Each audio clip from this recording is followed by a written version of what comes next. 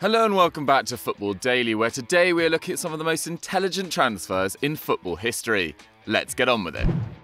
10. Xabi Alonso. Over Xabi Alonso's 5-year stay in Liverpool, he collected a Champions League winners' medal, 143 appearances, 15 goals including 2 from his own half, and the adoration of the Cop faithful as one of the greatest midfielders to don their jersey. However, after the Spaniard refused to travel with the Champions League squad while his wife was in labour in March 2008, his relationship with manager Rafa Benitez turned sour, and it looked like the number 14 was saying adios to Anfield. Despite the Reds manager eyeing up a bid for Gareth Bale as Alonso's replacement, Alonso remained in Merseyside for one more season. Over the course of the 2008-09 campaign, the World Cup winner proved to be an instrumental figure in Liverpool's spine as they came just 2 wins from the Premier League title. Departing for Real Madrid the following window, Alonso has even referred to his final season in England as the best he has played. As Liverpool dropped to 7th place the next season, however much Benitez might regret pushing Alonso out the Anfield door, heading to the Bernabeu proved an extremely intelligent move for the then 28-year-old. For £30 million, Alonso joined Los Blancos, where in 5 campaigns he won another UCL and a league title. In 2014, he continued his winning spree in the Bundesliga, topping the German flight 3 times, meaning that he's won 4 titles while Liverpool prepare to enter the 29th year since that league win.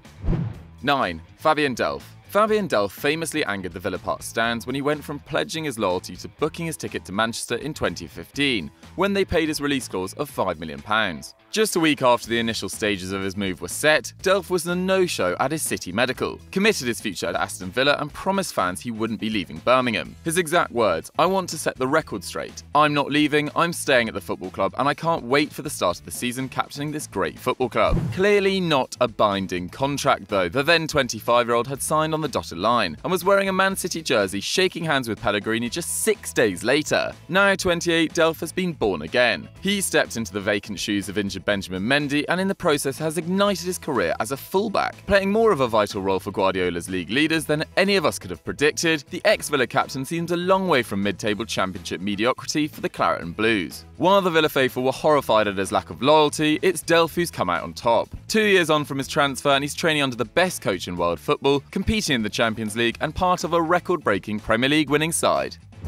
8. Jadon Sancho. Here at Football Daily, it seems we can't go 20 minutes without bringing up the name of Jadon Sancho. But the teenager who ditched the tutelage of Guardiola for a foreign ground, foreign language and a foreign league has shown the rest of England's youngsters that there's life outside the Premier League. In 2017, Sancho skipped Man City's pre-season tour for an £8 million move to Borussia Dortmund in search of more minutes of competitive football. Without a single senior appearance for City, Sancho has already excelled in Dortmund's squad, albeit mostly from the bench. In 10 Bundesliga appearances, 6 as a sub, Sancho has scored 4 and assisted 6 in his explosive entry into top-flight football, becoming the first Englishman ever to line up for Dortmund. More regular minutes have also seen him earn his first call-up to the senior England squad, bypassing the under-21s. Adding 243 minutes of Champions League football to his CV at the time of writing, and Sancho is earning valuable experience at the Westfalenstadion, keeping those who tutted his decision very quiet indeed. 7. Paul Pogba. In 2016, Paul Pogba became the most expensive player in the world when Man United bought the midfielder for a second time for £89 million.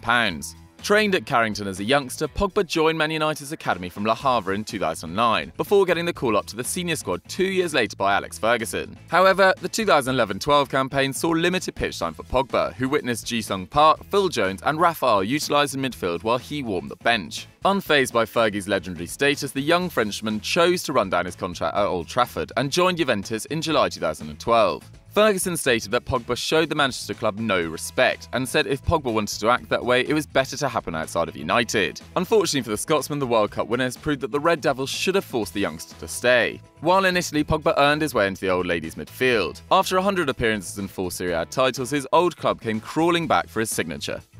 6. Serge Gnabry. Still just 23 years old, Serge Gnabry now has an important role at the Allianz Arena, looking like the heir to Ribery's left wing. This season, the German has collected 5 starts and 4 appearances from the bench in the Bundesliga. And with famous wingers Robben and Ribery in the twilight of their careers, it seems that the Bavarians could be relying upon the ex-Arsenal man more and more. Joining the Gunners at 16, Gnabry made his senior debut after just 1 year in the academy. Unfortunately for the German though, he was one youngster that didn't gain many chances under Wenger, appearing for the senior side just 10 times in 4 seasons. And it was Gnabry's move back to his home nation in 2016 that signalled a change in fortune. Joining Werder Bremen for only £5 million, he finally had a chance at regular first-team football. He impressed quickly and had already attracted Bayern Munich by 2017. Professionals in sweeping up the Bundesliga talent, the Bavarian sent him on loan to Hoffenheim, where he played under Nagelsmann and furthered his improvement. Last season, Ribery created just 2 and scored only 6 from 33 appearances. A void is starting to form in Bavaria. So, just 2 years on from opting to leave London, and Gnabry's future for the Champions League playing side looked bright, while Arsenal are stuck playing on Thursdays.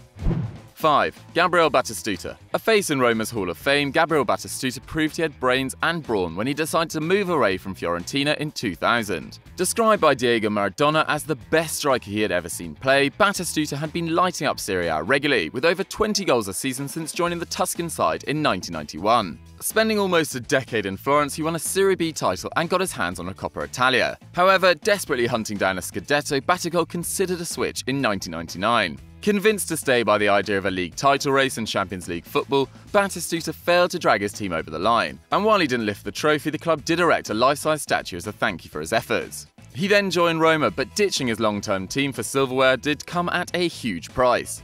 In the league game versus his ex-club, the forward scored a screamer from 30 yards, saluting to the Fiorentina fans before and after the game. Batistuta left the pitch heartbroken and in tears. But the 2000-2001 campaign saw the Argentine finally top the table, scoring 20 goals for Roma as they lifted the Scudetto for the first time since 1983.